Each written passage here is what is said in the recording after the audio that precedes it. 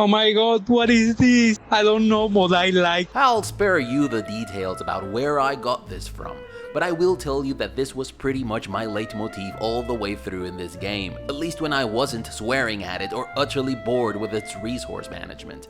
The thing is that one good day I said, let's check this Circus Electrique out to see what the fuzz is about. 2 days later, 2 more days later,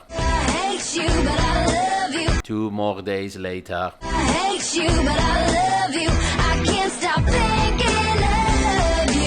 2 more days later. But maybe you won't hate it? Nah, I don't hate it either.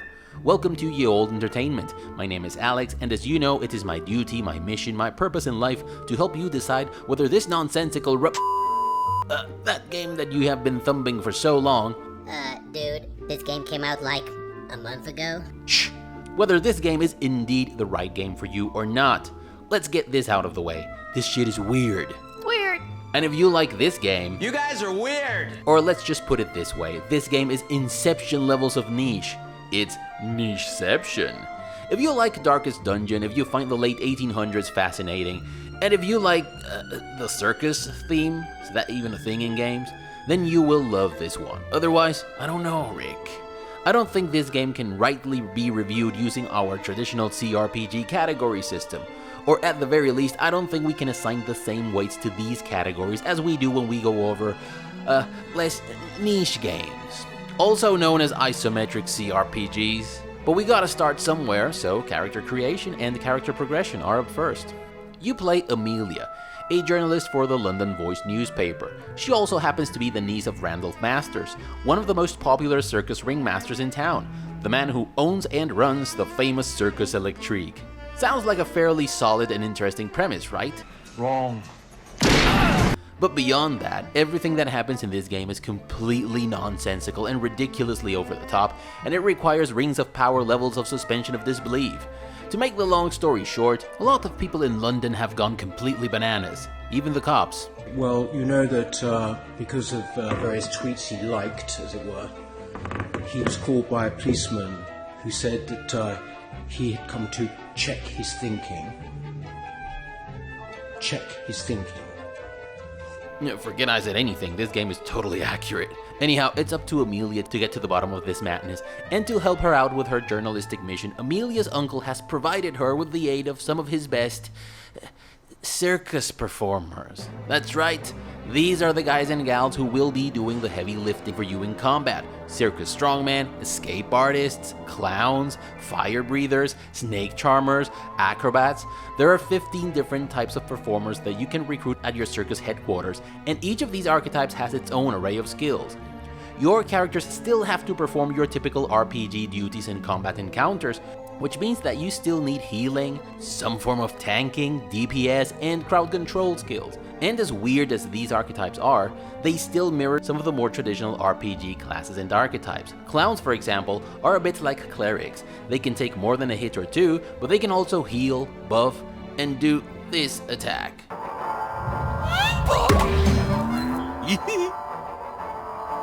Which may look super stupid, but works really well when combined with the Snake Charmer's fear and other devotion-depriving skills. And it's interesting that some of these archetypes are well suited to perform more than one role competently in your party, and it all depends on which of the archetype's skills a particular character has. Because not every acrobat, for example, has the same skills. But it also depends on the position he or she occupies in your party's formation, because certain skills can only be used in some positions and against specific target slots. An escape artist, for example, can be a terrific tank if placed in the first position right to left. But she can also be good at crowd control and sucking devotion out of your enemies if she is placed in the second spot, and if she has the appropriate talents, of course. And although we'll get into that later, I like that combat in this game is very easy to learn but quite hard to master. Unfortunately, this is about the only aspect of the game of which this is true, but more on that later. There aren't too many variables at play here. You don't have a complex level layout with vantage points, high and low cover, choke points, or natural hazards to worry about. You don't have to learn about a zillion skills and a trillion immunities, and every combat encounter is a 4 versus 4 affair. 90% of the time at least.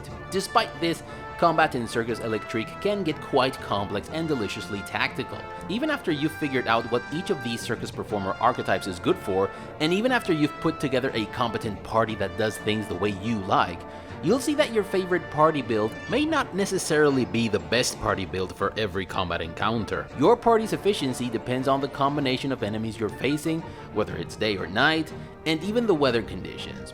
Also, I found out the hard way that my favorite party builds, the ones that I had been using for regular groups of mobs, were completely useless for some boss encounters. But combat is not the only thing you'll be doing in Circus Electrique. You will also be preparing circus shows. And these shows of course require performers. Shows are used to gather resources, which will in turn allow you to make upgrades to your circus's facilities. And these facilities are meant to make your life easier, viable even, for combat. And to put up a good show, you'll need the right performers. And putting together the right cast for a show depends on a shitload of things. Some performers like to be the main attraction, while others prefer to be the opening act or the closing number. Some of them get along well with some types of performers, but hate others. Some shows require a certain degree of thrill from your cast, others a certain level of fun, etc. So these are all things to consider when you are hiring new performers, and I must admit that I found this exciting, overwhelming, and frustrating in equal measure. There is a lot to consider when you are recruiting your performers, and there's a lot more tactical depth to these characters than it seems at first glance. These characters gain levels of course, but they don't learn new skills when they do, which is kind of disappointing, but they do improve the skills they already have. This improvement comes in the form of flat increments, which is also kind of boring. But as we have said countless times before in this channel, whether a game's character creation and leveling system is good or not depends on how much you can rely on it to navigate a game your way. Story-wise, this is a very linear game, so bringing Pablo or Yvonne along for the ride will make absolutely no difference. But combat and circus shows are the bread and butter in this game, and your ragtime band of circus freaks pretty much puts you in the driver's seat of the experience as far as these two aspects of the gameplay go. So I would say character recruitment in this case and progression are pretty solid, given the fact that this is a more Darkest Dungeon inspired kind of RPG gameplay. Oh my god, what is this? I don't know what I like. It's weird. Where do I even begin here? So Amelia's quest to find the truth about the maddening takes her and her band of circus performers from place to place on a succession of wild MacGuffin chases, because of course it does. And she does that by traversing maps of the city that are filled with combat encounters, mini-games, scripted events, plot-related revelations, etc. What's curious about this though, is that after every combat encounter, Amelia goes back to the circus. And at first I asked myself, why? Shouldn't she just move to the next street or landmark after every encounter? Isn't going back to the circus after every combat encounter undoing her progress? At first I felt like this completely obliterated any feeling of adventure that I could have gotten from traversing the map. I guess I was expecting to progress through the map as though it were a dungeon in any other RPG, you know, trying to survive, dealing with ever-dwindling resources and persistent ailments. But that's not the kind of game Circus Electrique is. This game focuses very heavily on planning and preparing for the next battle, rather than venturing forth into a dungeon under the premise that the only way out is forward. So your role in this game is more akin to that of a general commanding an army. That's why when you hover your cursor over a combat encounter in the city map, you get information about who you are going to fight, what the weather is going to be like, and whether the fight will take place during the day or at night. And this information is relevant because, as we said, not every party build is equally efficient against every combination of enemies, and weather conditions such as smog and rain have a positive impact on some of your performers' skills and a negative one on others. Also, your performers lose health and devotion after every combat and encounter, so you'll eventually have to send them to the sleeping cart to regain their health. Because yes, the sleeping cart works like an infirmary in this game. And that means that you'll have to prepare your shows and put together an exploration party with your remaining performers. So you must have such a thing as remaining performers. And that means that you'll probably have to recruit new performers at the train, especially early on in the game. And because putting together an exploration party and preparing shows takes place at your uncle's circus, there is a lot of stronghold management in this game. In addition to the sleeping cart and the train, you also have an artisan shop that allows you to craft consumables like healing potions, bombs, and some goodies that allow you to boost the oomph factor of your shows. You also have a training tent, a workshop that allows you to research and unlock leader abilities, an oracle tent, etc. And every facility and every feature you have at your disposal is meant to help you manage your resources so that your party can take on the next battle more efficiently. Unfortunately, because you have to dip into these managerial tasks, because that's what they are, after every freaking combat encounter, these tasks become more repetitive and the whole resource management deal can feel like a chore from time to time. In addition to the skills your circus performers have, there are also some leader abilities that you can acquire through research at your circus's workshop, but upgrading your workshop is expensive, and as diverse as these skills are, I don't feel like they make that much of a difference. These abilities only become available during combat when you reach a certain level of what the game called amazement, and you reach set threshold of amazement by using your most amazing skills. And the most irritating thing about them is that they rarely become available during those combat encounters in which you need them the most, at least in my experience. It must be said though, I did not play this game in the Ringmaster difficulty, which is the hardest difficulty level in Circus Electrique, so I can't really tell if this aspect of the game becomes more interesting and tactical in the hardest difficulty level. Like we've said, you also prepare circus shows in Circus Electrique. And this is interesting, but also tremendously frustrating, because much of the information you need to do this properly is not readily available where it would be most useful. This is a user experience issue, but it very much got in the way of me enjoying this aspect of the game. You can also craft a few things to boost your performance on these shows to make your crowd love you. And the more your crowd loves you, the more profitable your shows are going to be. At the beginning of every act, you are given a map of the part of the city you need to pass through to get to the next final MacGuffin location. These maps have several nodes, and the roads you follow fork into diverging paths multiple times during your journey. And this adds a teeny tiny feeling of roads and roads not taken, and therefore a bit of replay value and endgame content. One thing that I like is that these maps give you detailed information about each road and their nodes. And I thought this was good because it allowed me to choose my path according to what my party needed at the time: food, resting places, my preferred minigame, etc. And it also allowed me to build the most efficient party for the upcoming challenge. You can't backtrack though, so if you want to 100% these maps, you'll have to revisit them after the campaign mode is over as a form of endgame. And yes, there are collectibles in this game, and you can gather all of them if you 100% these maps. Though I don't know who in their right mind would want to do this, but the feature is there, I guess. There are also additional areas and combat encounters that you can unlock after completing every act, and these offer much tougher challenges but also much better rewards than your standard combat encounters, including heroic recruitable performers, which is pretty badass. Circus Electrique also has a wide assortment of minigames that you can unlock by traversing the game's city map. Most of them are excessively dumb, but they are a welcome break from the game's regular action. I especially liked the coin toss minigame. It reminded me of a traditional game we play in my country, and I don't know if it was ridiculously easy or if I was aces at it, but I enjoyed it quite a lot. Please, if you played the game, don't tell me it's actually ridiculously easy, because I am rather proud of how good I was at it. Last, but of course not least, there is combat in Circus Electrique. This is what you pay the price of the admission for in this game, and it is the best thing the game has to offer. The enemy variety and the different combinations of enemies keep things interesting at all times. There are also neat little details like different weather conditions which may enhance or diminish the efficiency of some of your skills. For combat encounters that take place at night, for example, there are crime alarms, and these trigger if you use too many attack moves. And when that happens, a new cast of enemies shows up immediately after the fight is over. And these are just a few things that happen in this game during combat encounters. But the secret ingredient to the fun factor of the combat in this game is the enemy AI. Your enemies not only know how to make the most out of their strengths, but they are also pretty good at exploiting your weaknesses. They also seem to take your party's build and everyone's initiative into consideration. They even change their tactics once you've downed one or two of the baddies. And even the new tactics they employ when they find themselves outnumbered depend on which of their companions have fallen. Regular combat encounters in Circus Electrique are good, but it's the boss fights where this game truly shines. Except the final boss encounter, that one's shit. But what I like about all the other boss fights is that these encounters are designed in a way that they turn the game's combat rules on their ear without ever breaking them. And that makes them very challenging without ever being unfair. They often made me rethink my game plan on the fly. and sometimes they even made me go back to the drawing board and put together a different team and equip different items. And this is why after the first couple of boss encounters, I was super excited every time I was about to fight a new one. Speaking of equipping items, you can equip your characters with various items in this game.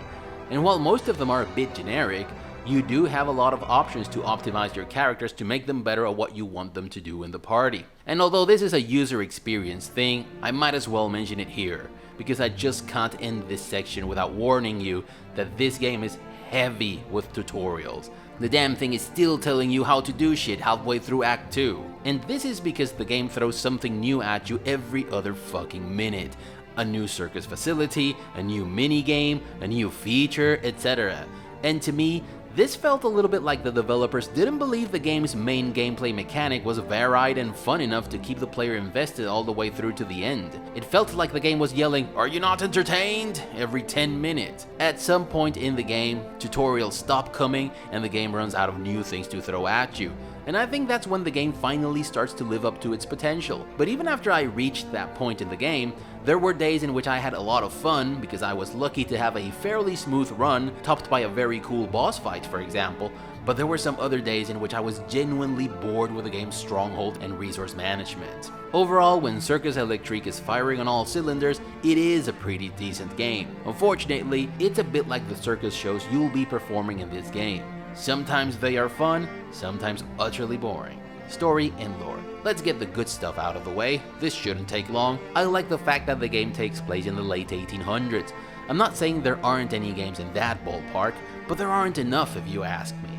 Also, the circus theme? That's a bold move, chaps, and I guess the developers should be given credit for it, especially since they nailed the concept on the artistic end of things. Now, on to the bad stuff. I would say the story in Circus Electrique is painfully bad, but for me to say that, the story would have to make some sense in the first place, and it doesn't.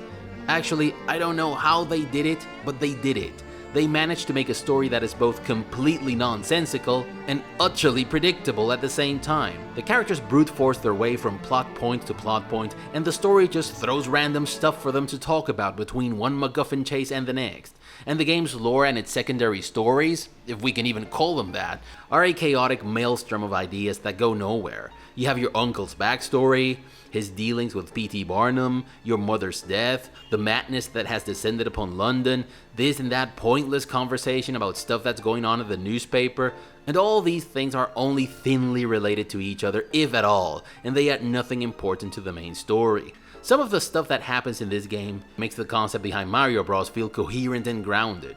You walk about with a bunch of circus freaks as your bodyguards, and they eventually end up getting praise for being the city's most reliable crime fighters. The fuck? Also, you keep your deceased mother's blind lion as a pet, and as a reminder of the terrible accident that killed her. I mean, he's an important element of your mother's and uncle's backstory, but why make him a character if he's not going to bring anything to the story? And your Aunt Phyllis? Why is this character even in the story? It's painfully obvious that the script doesn't know what to do with her, and every time she shows up is to talk shit about your uncle, or to say something that is completely obvious and or useless. The game also treats the villain's true identity as the one big mystery of the story. Are you fucking kidding me? Even a 4-year-old could see this one coming from a mile away. And it grinds my gears to no end that they had a golden opportunity to steer this ship away from its imminent collision course, and all they had to do was give this character a redemption arc. That would have saved the game, and it would have been so easy to accomplish. They only needed to add a couple of scenes here and there, but nope, at some point of the story, this guy just fucks off, never to be seen again. Fuck off, game. There's also random bullshit about Jules Verne, Thomas Edison, P.T. Barnum. It's like they just grabbed every famous name from the time and threw it into the stew because wouldn't it be cool if? Fuck you, game. Does every backstory need to be captivating and well thought out? Obviously not. Oh, the irony. To add insult to injury, Amelia even has some dialogue options for you to choose every now and then, and they make zero difference. Actually, they aren't even options because your only choice is to skip all of them or choose the order in which he's going to ask these things. But again, they have zero impact on the story. Fuck you big time, game. The way in which Amelia and Aunt Phyllis hate on Uncle Randy, and the way in which they mock his lack of intelligence, makes no sense, because the guy isn't depicted as a particularly dumb guy. If anything, he's kind of astute. Is that the writer's way to show these characters' resentment for the incident that resulted in the death of Amelia's mother? If so, it is childish, irritating, and cringy. There are entire scenes in this game that are there only for Amelia to hate on her uncle, and these scenes are painfully on the nose and add nothing to the story. And almost at the end of the game, there is a revelation that should have changed Amelia's attitude towards Uncle Randy. And though we get all these scenes of Amelia hating on Randy, we don't get any in which she expresses her change of heart after this information is revealed. Only a subtle phrase near the end that's not even said to Randy himself. And because of this, her relationship with Randy, which is one of the pillars of the story, never comes full circle, and it ends up feeling deeply unsatisfying. The main villain, who is 100% super duper evil, is also redeemed in the end, even when he actually never did anything to earn this redemption. It's not like he saw the error of his ways in the end and changed. He was just forgiven because plot. And then of course there is also this other guy we mentioned, and the fact that he left the script without ever completing his redemption arc. And this all made the ending of Circus Electrique one of the most disappointing experiences I've ever had with a story in a video game. Hero's journey, character arc, lessons to be learned. Ain't nobody got time for that! And it is a pity, because there is some competent ambiance, some interesting references from the late 1800s, and some NPCs that have a lot of heart and endearing quirky personalities. I even admit that there were some humorous remarks that actually landed, amongst the many that utterly failed. But overall, I just can't believe someone read this script and said, yeah bro, this story is tight, let's go with it. Companions lore-wise. There aren't any! Though, it must be said that some of your circus performers are deceitfully introduced as proper RPG companions. I was led to believe that characters like Bertha, Yvonne, and Eugene were going to be at least somewhat important. You meet them through story-related events, and they even have their own unique voice acting. But it's all a lie.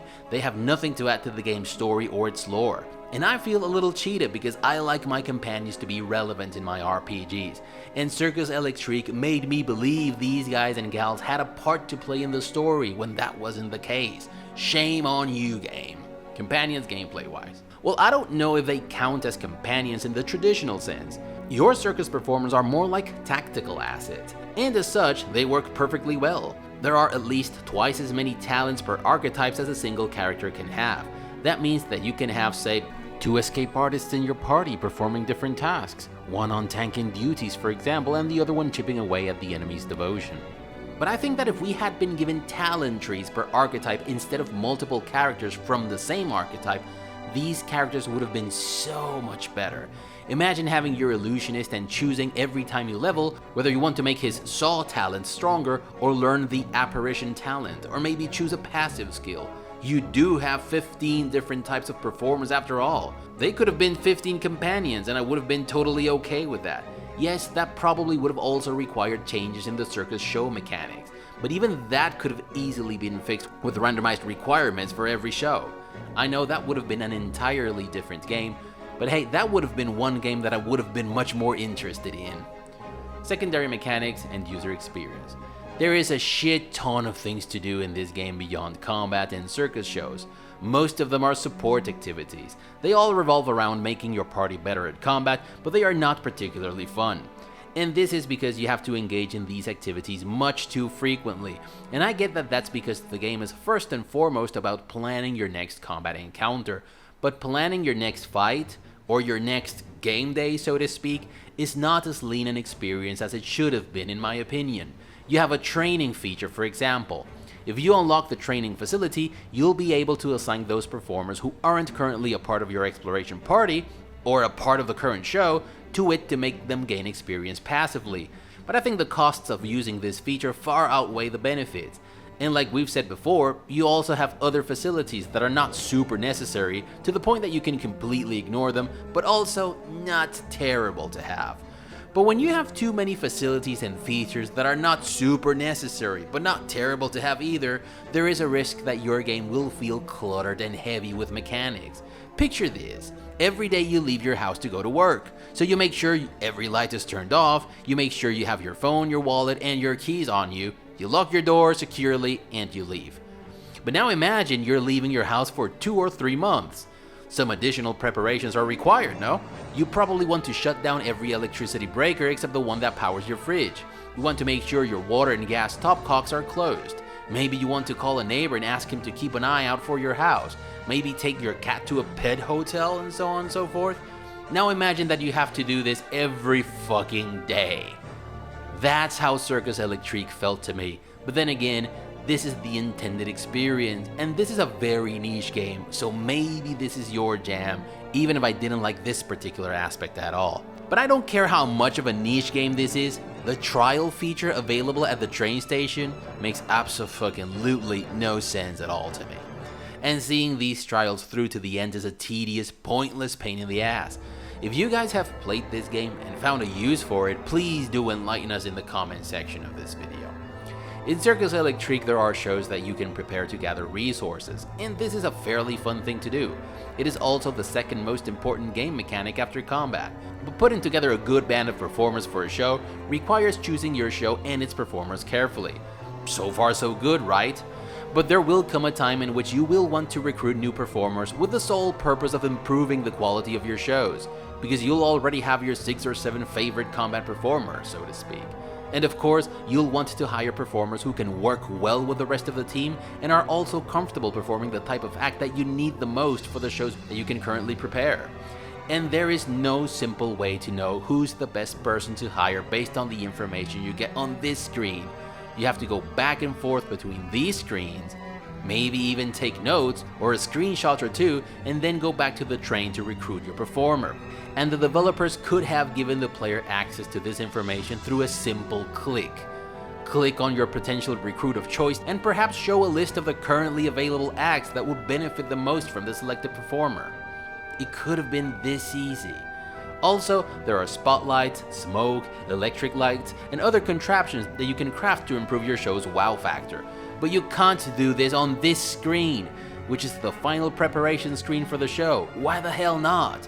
You have to go back several screens, go to the artisan tent, see if you have enough materials to craft what you want, and then go back. Wouldn't it have been better to have a quick artisan icon here with a list of available contraptions, a quantity selector, and a craft button? There's also one tiny detail that broke my balls. Let's say I want to unequip these 2 items for whatever reason. Well, you can't unequip both of them on the same move. Why the fuck not? I have to unequip one, then close the interface, and then unequip the other. Also, if a developer feels this little text snippet is necessary... I got some bad news for you, sunshine! Overall, the user experience in Circus Electrique is not bad, but it is also not good. The learning curve is steeper than it needed to be, and there are tasks that require navigating through many more screens than are necessary. Sound effects and me. Hold the power!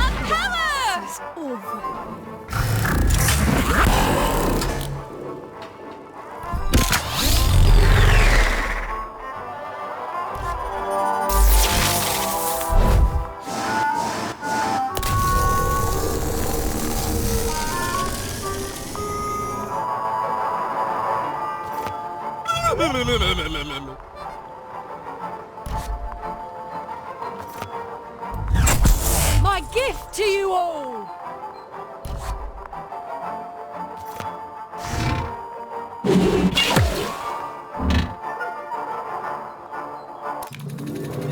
Sound effects are fantastic, but it's the mix that steals the show here.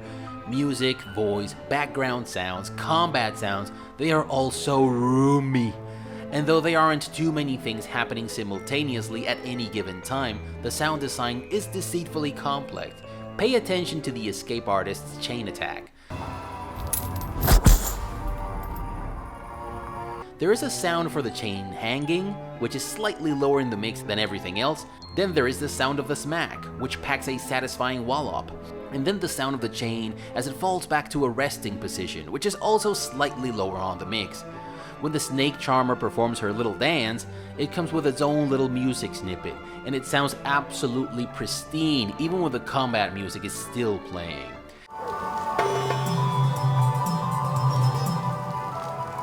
As for the sound of the attacks per se, you have the acrobat's wheel kick, or the clown's stupid ball attack, or the strongman's stunning attack.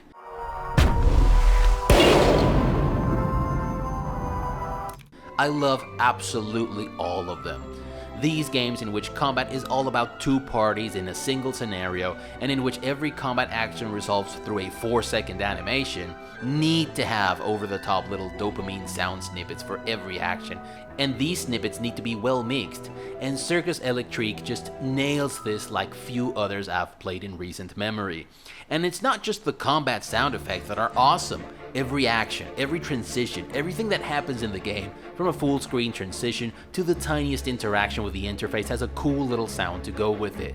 If I had to be a nitpicky bastard, I'd say that when characters drop dead, there is no sound for them hitting the ground or waving their surrender flag, for example. But I would have to be a really nitpicky bastard to give it anything less than a 10. Music. None miss you yet! Just a quick setup!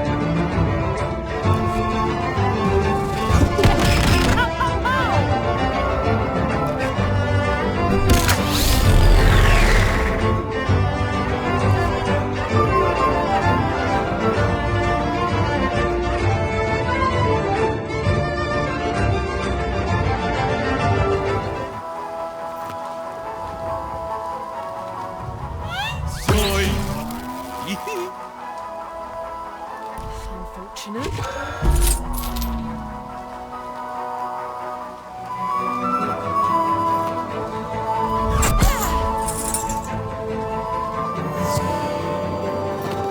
I'm better than this.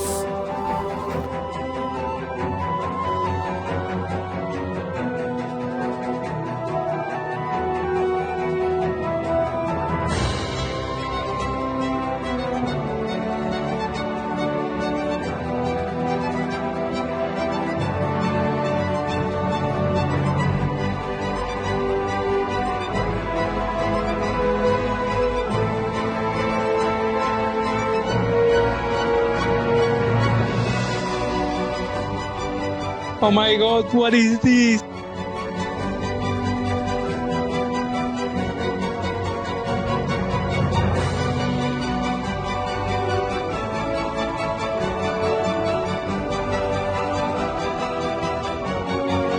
This soundtrack reminds me of everything awesome and epic that has ever existed. I have no words to express just how much larger than life it is, but I am still going to give it my best shot. It's masterful, it's effortlessly epic, playful, mischievous, or dramatic depending on the passage. It's an immersive, lore-consistent journey back to the late 1800s that is almost too good to be true. This is a full orchestra of ace musicians firing on all cylinders at all times. And again, the mix guys. This is how it's done. The strings, the clarinet, the bells, everything is roomy as hell. I don't care if you don't play this game, my friends, but please do yourself a favor and don't miss out on what's surely going to be one of the best soundtracks of the decade, if not ever. I'll leave a link for it in the description section down below. Voice acting. But with one look at Steam headquarters, I wonder if I ever knew him at all. Closed gates. Protection from the vicious? Or from curious reporters? I ask for an interview. Mr. Edwards is not available. I state my name. After a decade, it's nice to feel welcome. Even if it is only to sate his curiosity. I saw the ringmaster. I wasn't expecting such a logical response. I hear it takes fighting prowess to get you into the Circus Electrique these days. You could have just asked. Or I could have just thrown knives at you, which I did. Sound logic indeed. Very well. Knife thrower, whose name I do not know yet. Welcome to the Circus Electrique. The story's so great it makes me wish I could read! What a day for news! Amelia, I'm very busy.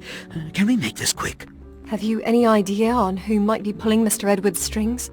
No. Thank you for asking me something I could resolve so quickly. It has to be a scientist, right? Someone capable of great innovation. Likely. Someone who thrives on anonymity, I'd say. Man cannot stop what he does not know to exist, after all. The voice acting in Circus Electrique is actually pretty freaking good, and you know what? Despite the structure of the main plot being shit, the dialogue lines aren't all that bad. Yes, Uncle Randy is often clever or dumb depending on what the script needs from him, and sometimes he's both of these things in the same scene. But he has a distinct personality. He's a showman, he's selfish, greedy, enthusiastic, optimistic, and the voice actor knew how to convey all of this gracefully. Amelia is clever and driven, but the way in which they handled her resentment towards her uncle was a bit cartoonish, and it often came off as childish. But the actress nailed all of these emotions, and there's an 1800 vibe that I get from her performance and everyone else's really. But as good as NPCs are in the voice department, the best voice acting comes from your characters and enemies during combat sequences. My gift to you all! The healing power of laughter! Let me give you a hand!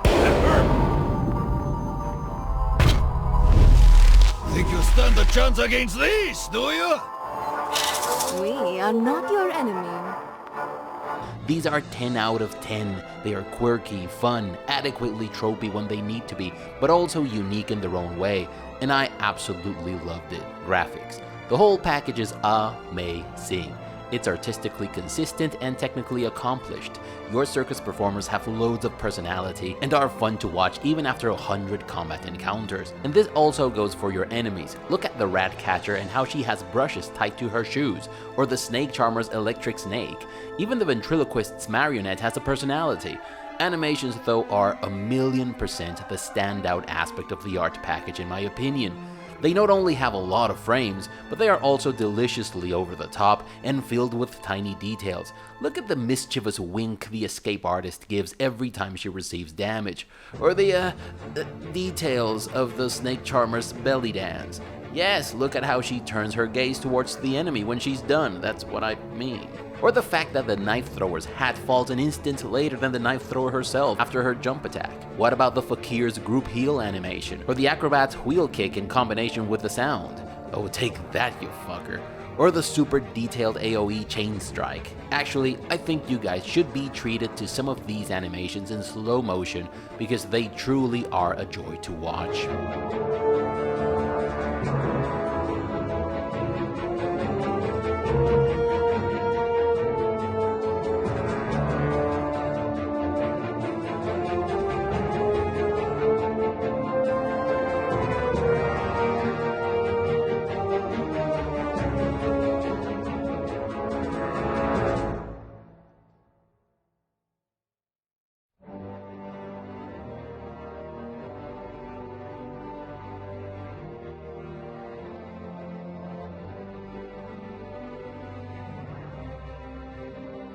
I rest my case, friends. It is phenomenal. And the NPCs, though they are only ever presented in still images in a comic book-like fashion, ooze personality out of every pore.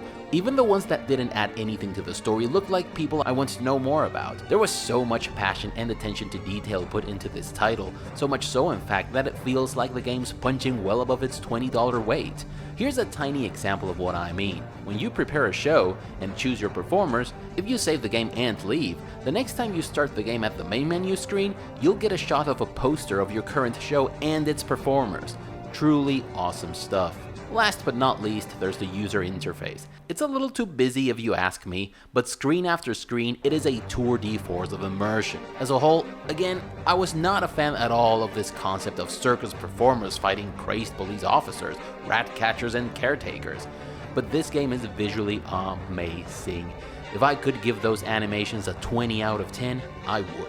performance, and stability. I had issues with one very specific type of situation. When you attack your enemy and your enemy retaliates, and then you retaliate his retaliation, the combat hangs, and you have no choice but to restart the battle. But this happened only twice, so it's no biggie. But that tiny exception aside, performance is absolutely impeccable, guys. I had 0 crashes, and I never felt like the frame rate dropped enough for me to notice. You can even speed up combat by 100% and it still works like charm. This is almost as close to perfection as you can get. Other considerations and final thoughts. If you like Darkest Dungeon, if the idea of a game that takes place in the late 1800s appeals to you, if you're into circuses and you don't mind stories that are somehow both nonsensical and predictable at the same time, and that's one big if, and games that focus on planning the battle ahead rather than on the adventure of the journey, then you are probably going to love this title. Otherwise, I don't know, Rick. For me, if the developers had made the game leaner by stripping it off half of its secondary mechanics, and by making some features and information available where they would be most useful, if the game had focused more on the adventure and less on planning the battles, if there had been fewer characters but if they had had chunky talent trees, and if the story hadn't completely sucked, this game could have been something truly awesome. But those are just too many ifs for me. Speaking of if you liked the video, give it a thumbs up. If you didn't, thank you for watching all the way up until now. If you like what you are seeing in this channel, please consider subscribing and clicking that notification bell to avoid the usual YouTube shenanigans. Share the video, but most importantly, never stop gaming, but don't let gaming get in the way of your hopes and dreams. Bye everyone.